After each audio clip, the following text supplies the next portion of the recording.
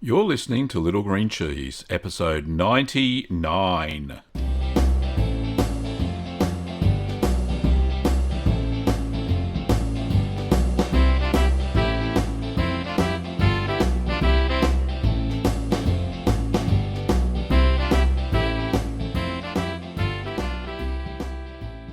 Well, welcome back, Curd Nerds. I'm Gavin Weber, and this podcast is where you can learn about cheese making at home. So, the theme for this week is counterfeit cheese, or trying to prevent counterfeit cheese. Now, there's a big news story going around at the moment that the Grana Padano, wrong cheese, the Parmigiano Reggiano Consorzio have taken to putting microchips into the big 86-pound wheels of Parmesan. This is to prevent counterfeits, and apparently counterfeiting is all the rage in Italy as far as the authentic big massive wheels of Parmesan go. So let me just play a news clip and I will react to the clip. So this is from the Canadian national broadcaster. Before we do, here's the news theme.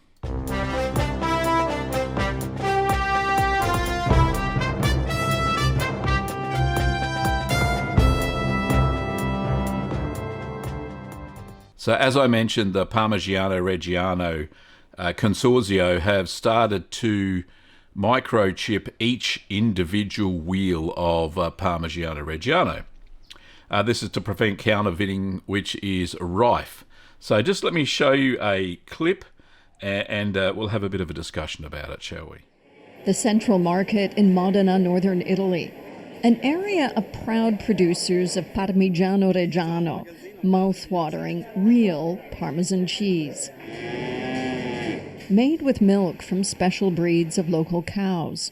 This Parmesan producer makes more than 100 reels of the cheese a day, more than 40,000 a year, each and every one of them following centuries-old rules.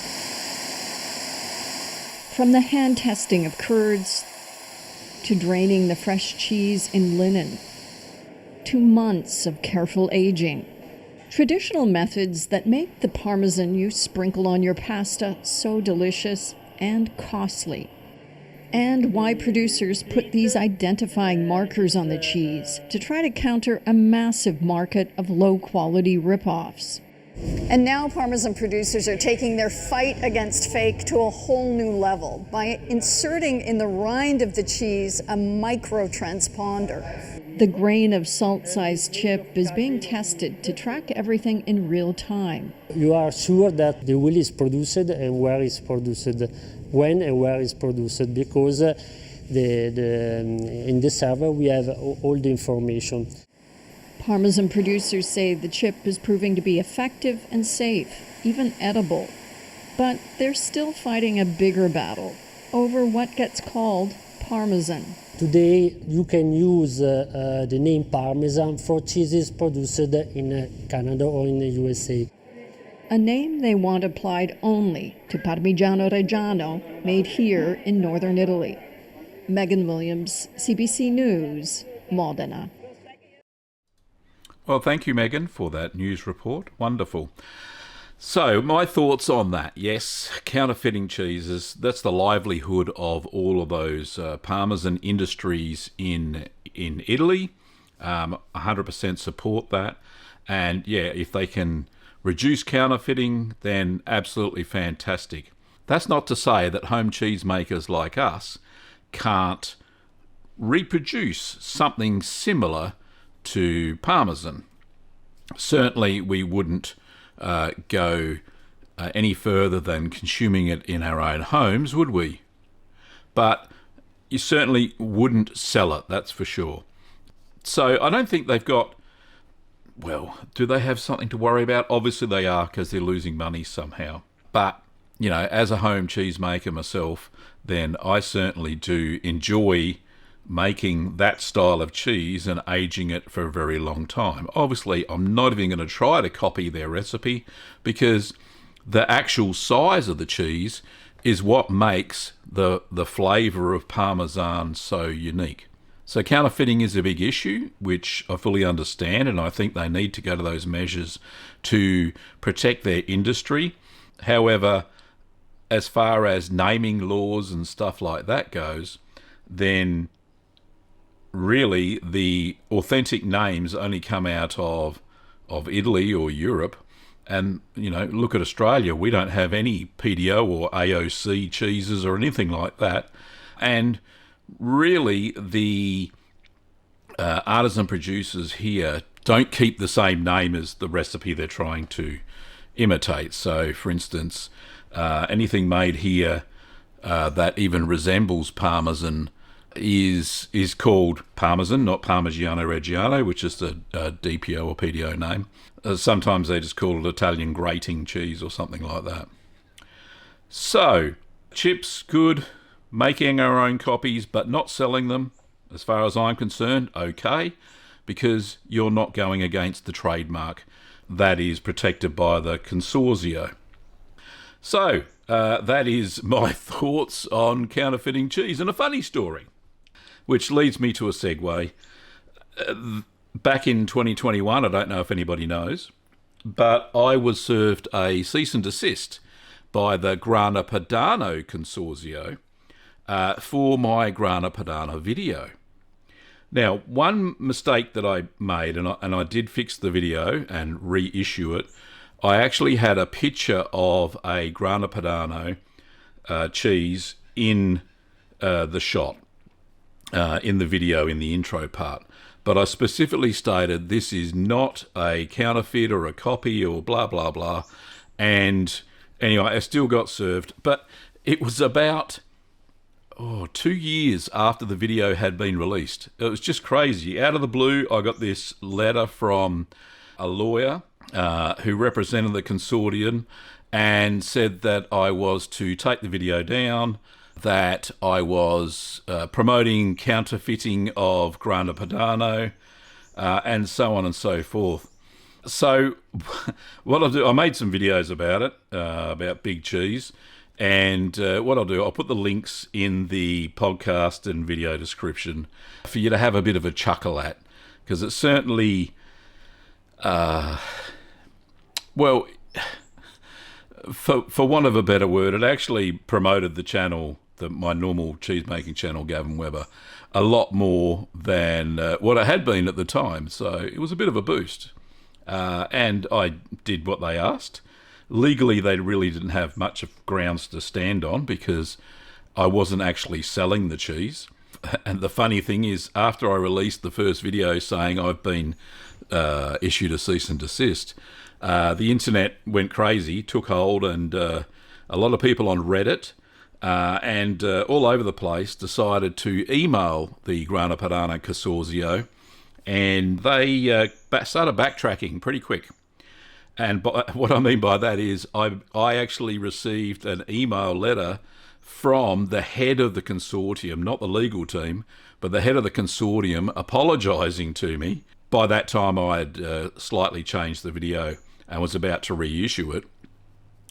But they apologised and offered me a tour around their factories, stated that I wasn't promoting counterfeiting, and so on and so forth. And it was that backlash from the Curd Nerd community that really helped get them to send me an apology. So that was good. I'll put the link to that video in the show notes as well. So it was very interesting. I was accused of counterfeiting, and clearly I wasn't. Anyway, let's move on, shall we?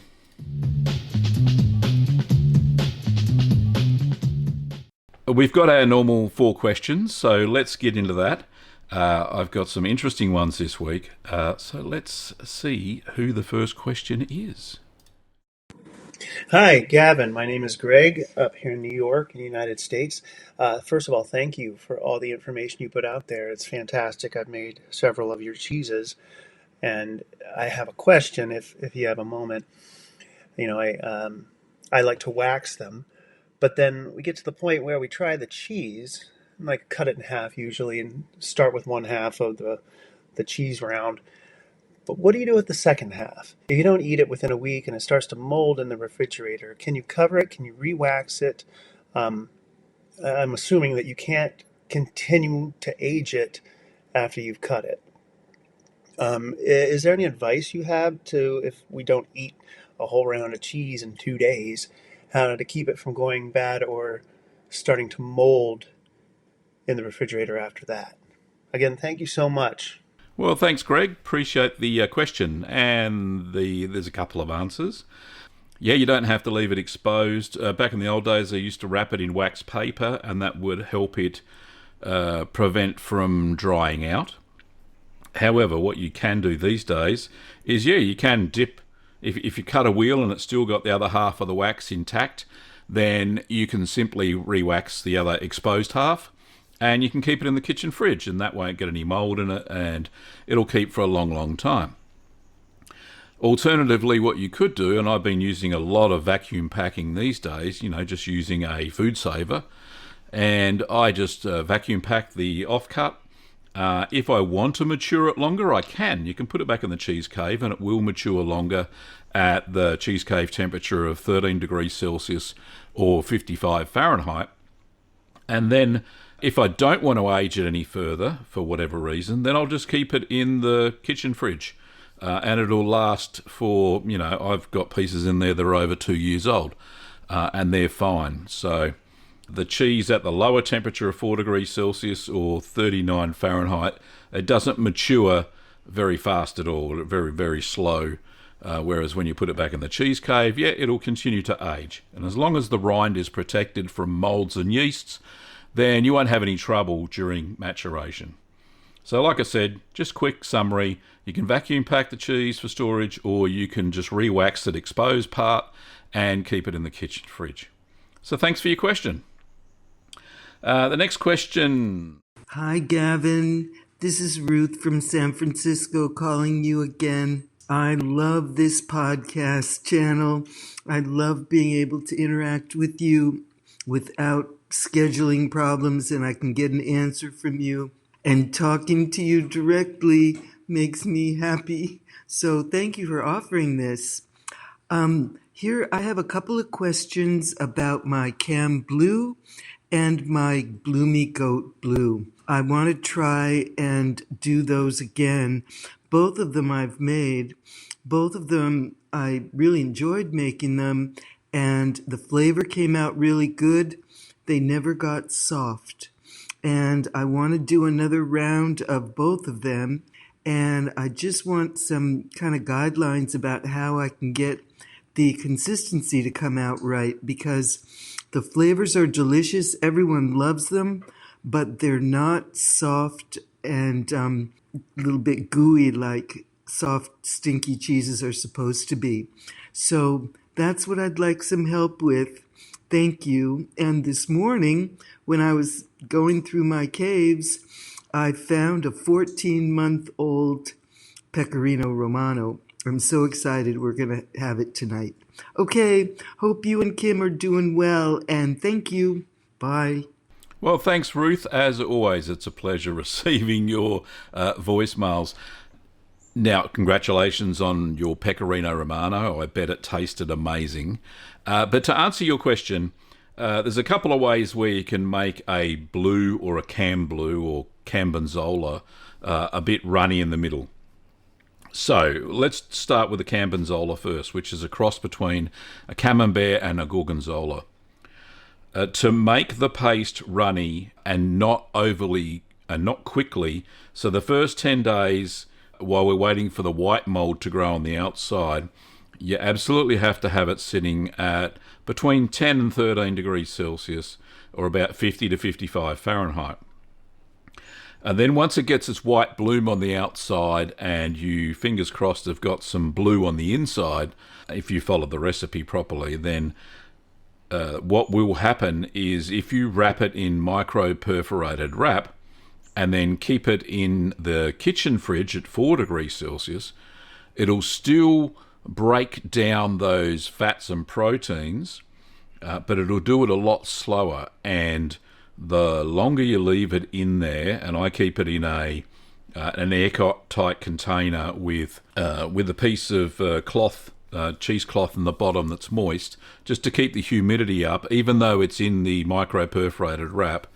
And keep that in the kitchen fridge, and you'll find after about 6 weeks, then you'll get a gooier sort of cheese. So it's time and temperature. For those sorts of cheeses, then certainly have a longer aging period. And another way to do it is to use raw milk. Raw milk will definitely make the cheese a lot gooier because it's got extra lactic bacteria in it than would normally, say, pasteurized and homogenized milk or unhomogenized milk.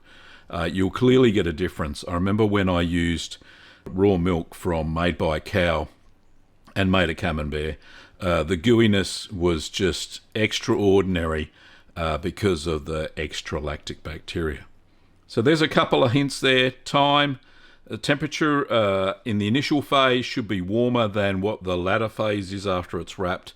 And instead of the normal, say, 2 weeks, if you elongate that out to about 6 weeks in the kitchen fridge, you'll find that the proteins and fats break down a lot more readily and you'll get a gooier paste. So hopefully that answers your question. Thanks very much, Ruth. Appreciate it. And the next question is from... Hi, Gavin. It's Jim again from London. Just another quick question for you. I remember as a child back in the UK, we used to have a cheese called Red Windsor, which was a cheddar-like cheese, but I think it had been soaked, not soaked, but impregnated with a port or brandy, possibly a red wine. I wonder if you've got a recipe for it. That'd be great to see. It's something we don't see very often anymore. Yeah, it'd be nice to have a recipe.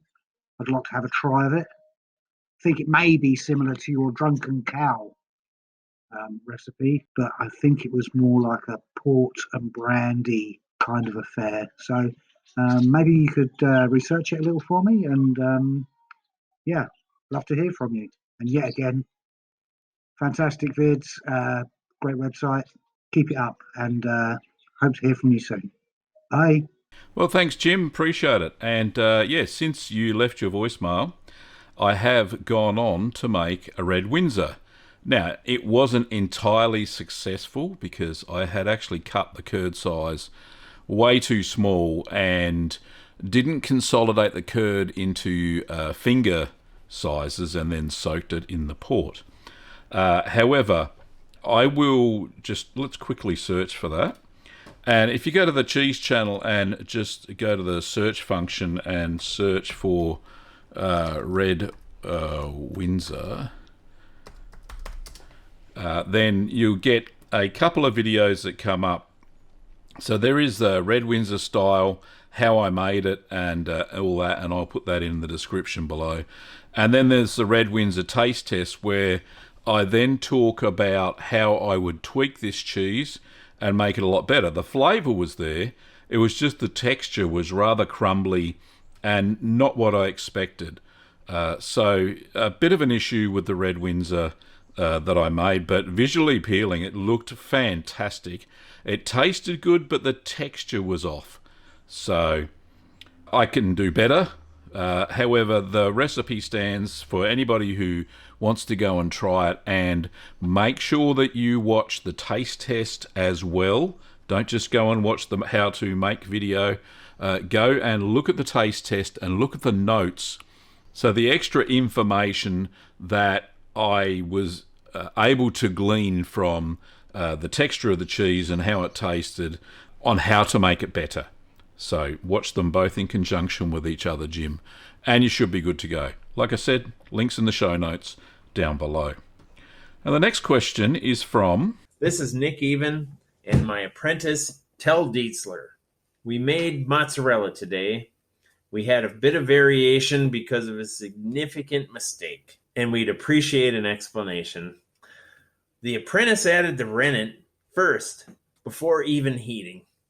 Out of desperation, we added the calcium chloride, the lipase, the citric acid, and started heating it. We heated and stirred incessantly for 5 minutes with a double boiler until it reached 32 degrees Celsius. and then brought it to 40 degrees, kneading it desperately. No curd to cut or check for clean break. The cheese still, but we did strain it very well. The cheese still stretched. We put it in an ice bath, which wasn't all that icy, and then popped it into the fridge. It looked like cheese soup at one stage. Why did it still stretch and taste good? We're wondering what your answer is. Thanks so much, Gavin. Cheers. Bye. Well, Nick can tell that sounds like a bit of a disaster, but a serendipitous discovery on your behalf. Now, the reason why it's still set, you must have made it like a soup or something. It wouldn't have set. You would have got the milk would have split into curds and whey because the rennet was still there. And as you heated it up, the rennet would have started to work. By adding the lipase and the citric acid, you simply added the ingredients, but obviously in the wrong order. I can imagine this happening for somebody not reading the instructions properly, and look, it happens. We all learn by our mistakes. However, the reason it worked was because the rennet was still present. It still curdled the milk. It still split the milk into curds and wheys. And the curds were acidic enough. So mozzarella stretches, or the curds for mozzarella stretch, when the pH of the milk reaches 5.3 to 5.0. That's the range where the proteins break down enough that you can actually stretch the curds when they're hot.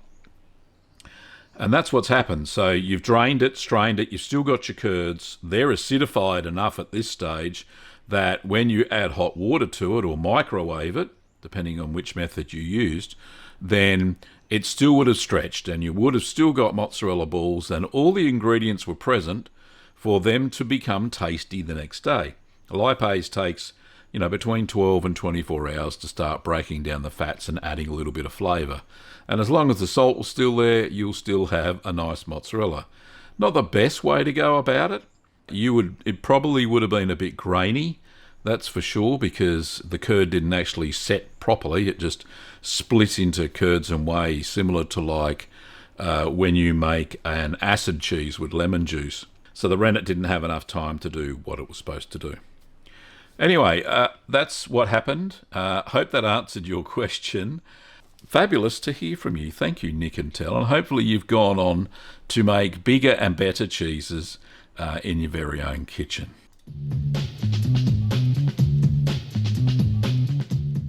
Well, that's about all the time we've got today for the show. Thank you very much for listening and watching. Some of the videos that I've released recently, and you may have seen, I actually released a mozzarella de latte de buffalo, so buffalo milk mozzarella, and I managed to get the milk at an Indian grocer we've got here in town.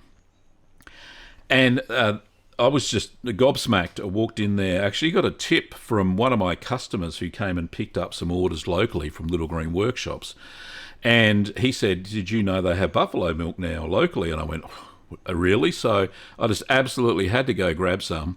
Mind you, it was $10.99 Australian per 2 litres. So exorbitant price compared to cow's milk. However, the mozzarella just turned out amazing, and Kim and I have been snacking on, and Ben, have been snacking on the mozzarella for supper over the last week.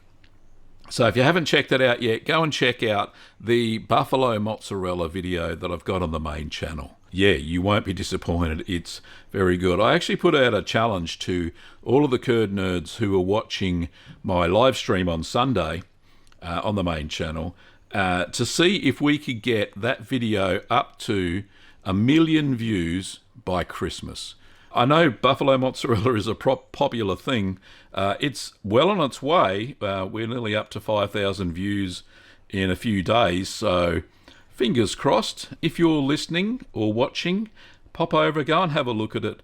If you enjoyed it, share it, like it, all that sort of stuff. Leave a comment, and I will leave a link to that video in the show notes as well, so you can go and click on it using your pod app, whatever pod app you're using, or if you're watching on YouTube.